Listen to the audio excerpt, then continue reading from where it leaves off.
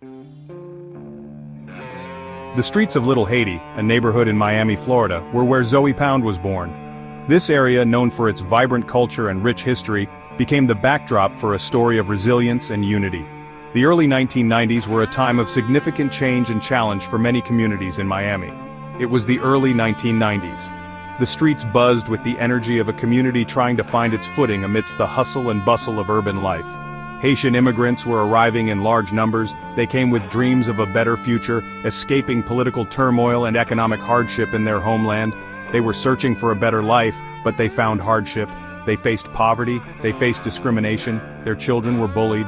The promise of the American dream seemed distant and elusive. They were seen as different.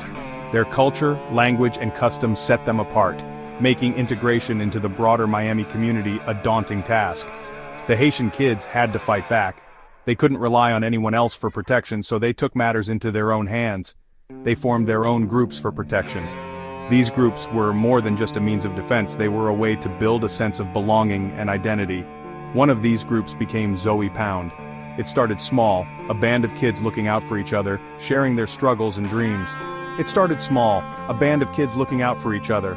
They found strength in their unity, and their bond grew stronger with each challenge they faced.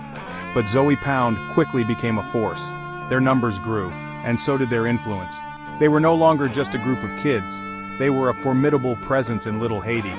They fought back against their tormentors. They stood up to those who sought to oppress them, showing that they would not be easily broken. They made their presence known. Their actions spoke louder than words, and soon, everyone in the neighborhood knew who Zoe Pound was. They adopted the name Zoe. In Haitian Creole, Zoe means bone. It symbolized their toughness, their unbreakable spirit. In Haitian Creole, Zoe means bone. It symbolized their toughness. They were the bone that the dogs couldn't break. They were survivors. They were warriors. They were Zoe Pound. They were the bone that the dogs couldn't break. They were survivors. They were warriors. They were Zoe Pound. Their story is one of resilience, unity, and the unyielding spirit of a community that refused to be broken. Miami in the 1990s was a melting pot, but it was also a pressure cooker. Cubans, Haitians, African Americans, they all competed for space and opportunity. Tensions ran high. Violence was common. Haitian Americans were caught in the middle. They were outsiders in both the black and white worlds. They were often mistaken for African Americans, but they had their own distinct culture. This led to misunderstandings. It led to conflict. For the Haitian youth, joining Zoe Pound was a way to belong. It was a way to find protection. It was a way to assert their identity in a world that didn't understand them. They were Haitian, they were proud, and they were ready to fight for their place. Like any gang, Zoe Pound had its leaders. One of the most notorious was H.O.E. He was a charismatic and ruthless figure. He expanded Zoe Pound's criminal operations. Under his leadership, they moved from petty theft to drug dealing. They became a major player in Miami's drug trade. H.O.E. surrounded himself with loyal lieutenants. They were known as the Generals. These were the hardcore members of Zoe Pound. They controlled the streets. They enforced discipline. They were feared throughout Little Haiti. They were making money. They were gaining power. But the streets were a dangerous place. Their lifestyle brought them into conflict with other gangs. It brought them into conflict with the law. Miami in the 1980s and 90s was awash in cocaine. The drug trade was booming. Zoe Pound, like many other gangs, was drawn into this underworld. They saw an opportunity to make money. They saw a way to escape poverty. They started small. They were stealing car radios, they were selling marijuana, but they quickly moved on to more serious crimes. They were robbing drug dealers. They were selling crack cocaine. They were becoming major players in the drug game. This brought them wealth. It brought them power. But it also brought them violence. They were caught in a cycle of addiction. They were caught in a cycle of violence. They were in too deep. There was no turning back. Section 5. Tupac, Thug Life, and the Allure of the Streets. The 1990s saw the rise of gangsta rap. Artists like Tupac Shakur became icons. They rapped about street life. They rapped about violence. They rapped about the struggle. This music resonated with the youth in places like Little Haiti. For many young Haitians, Tupac represented rebellion. He represented resistance. He represented a way out. His music, with its messages of thug life became the soundtrack to their lives. But this influence was a double-edged sword. It glorified a life of crime. It glamorized violence. It made it harder for young people to escape the streets. They were caught in a cycle that was hard to break. Section 6. Enter L.O.T.S, a king or a pretender. In the early 2000s, a new figure emerged claiming to be the leader of H.O.E, a notorious gang that had long been a fixture in Miami's underworld. This figure was not just any ordinary person. He was someone who knew how to capture attention and command a room. His name was H.O.E. He was charismatic. He was media savvy. H.O.E knew how to work the cameras and the crowd, often seen in sharp suits, giving interviews and speaking at press conferences. He presented himself as a reformer, a man on a mission to change the narrative around H.O.E. He claimed to have turned H.O.E into a legitimate organization.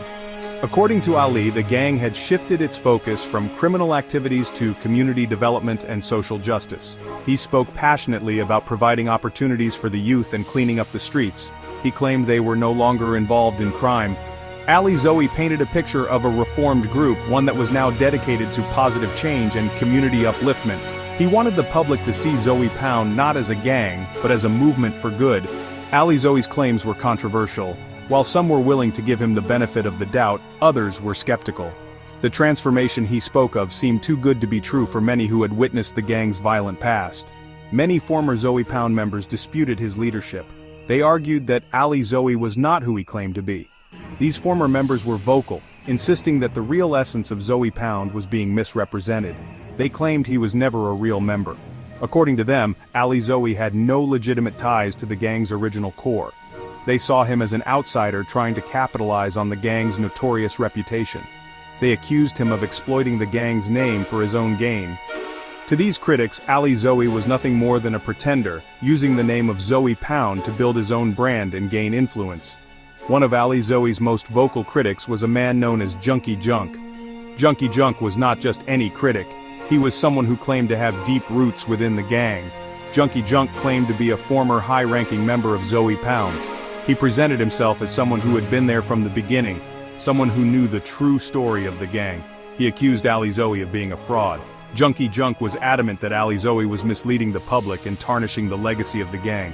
He claimed Ali was profiting off the gang's reputation while real members were still suffering. According to Junky, while H.O.E was enjoying the limelight, the true members of H.O.E were still dealing with the harsh realities of their past. Section 7. The H.O.E Civil War, H.O.E versus Junky. This chapter delves into the intense rivalry that shook the very foundations of the notorious H.O.E gang. The conflict between H.O.E and Junky wasn't just a personal vendetta, it was a battle for control, influence, and the future direction of the gang. The feud between H.O.E and Junky became public. What started as whispers in the streets soon escalated into full-blown confrontations.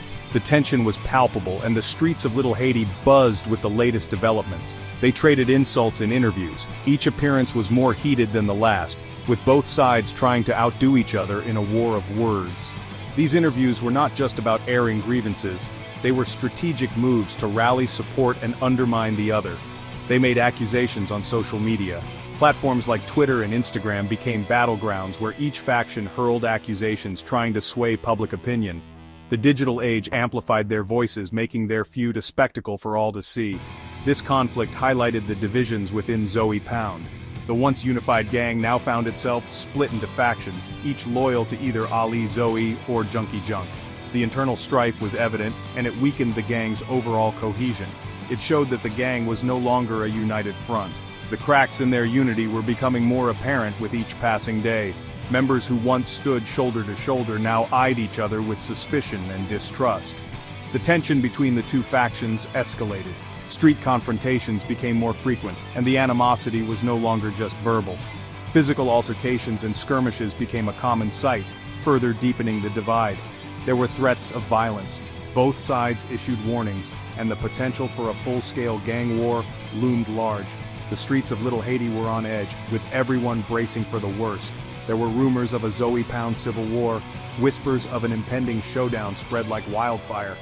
The community was abuzz with speculation and the fear of collateral damage was real. This conflict brought unwanted attention to the gang. The media caught wind of the feud, and soon, the story was plastered across headlines. One thing was clear. The legacy of H.O.E. Pound was at a crossroads, and its future hung in the balance. Section 8, Truth, Lies, and the Battle for the H.O.E. Pound Narrative. The story of H.O.E. Pound is a complex one. It is a story of poverty. It is a story of immigration. It is a story about the struggle for identity. It is a story of violence. It is a story of survival. But it is also a story shrouded in mystery. There are conflicting accounts of the gang's history. There are conflicting claims about its current state. Separating fact from fiction is difficult. The public remains fascinated by H.O.E. Pound. Books have been written about them. Documentaries have been filmed. Their story has been told and retold. But the truth remains elusive. Section 9, H.O.E. Pound Today, a legacy marred by violence and controversy. H.O.E. Pound still exists, but its influence has waned. They are a shadow of their former selves. Law enforcement crackdowns have weakened them. Internal conflicts have divided them. Their legacy is a mixed one. They are remembered by some for providing protection to the Haitian community. They are remembered by others for the violence they inflicted. The story of H.O.E. Pound is a cautionary tale. It is a reminder of the consequences of poverty.